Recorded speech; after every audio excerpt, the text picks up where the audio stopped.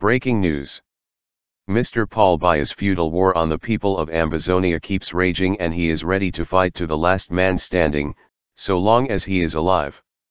The reason for the war is that an enslaved people have suddenly realized themselves and desire to be free from slavery. The dying colonial president and his colonial allies believe that southern Cameroons is their conquered territory and the people are slaves that must be caged at all cost. That's why he is increasingly motivating his guinea pig soldiers with a monthly mission allowance of 30,000 francs, 1,000 FRS per day, each, to go and kill and be killed. Even if they erase the entire southern Cameroon's population, or even if they, the colonial terrorist soldiers, die in mysterious circumstances, that is not old Biya's concern. His preoccupation is how he can continuously keep the Ambazonia people in servitude forever. Unfortunately, some federalists-driven, moderates, and even politically hypnotized Ambazonians still hope that an Ambazonian slave can rise to the top position of President of La Republic and lord it over the colonialists, or even go ahead to initiate the exit of Ambazonia from the colonial enslavement of LRC.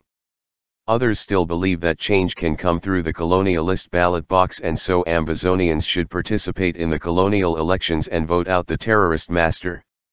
While some think that Ambazonians should massively participate in the colonial elections and take control of their local governments from the colonial regime, where they can govern themselves from the council or local government level. How feasible or realistic are these thoughts or views? These may be the genuine thoughts or opinions of these groups of compromised Ambazonians.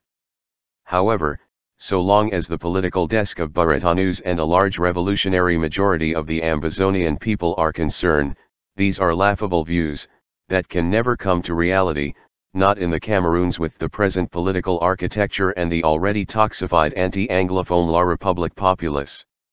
If these views could be realizable, then the colonial agents would have seen no reason to unleash mayhem on a people, who initially began by asking for basic reforms and later a return to a common federal structure, that was even illegally concocted.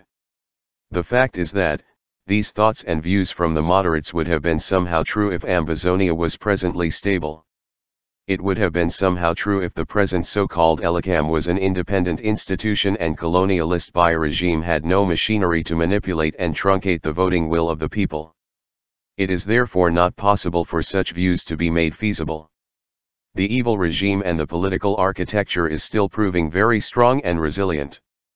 If moderate Ambazonians think southern Cameroonians can take control of their councils or even the presidency through alternative political platforms, then they are still in limbo and have suddenly lost sight of the political jaywalking and jiggery-pokery that has characterized the Cameroons since the birth of the CPDM cult.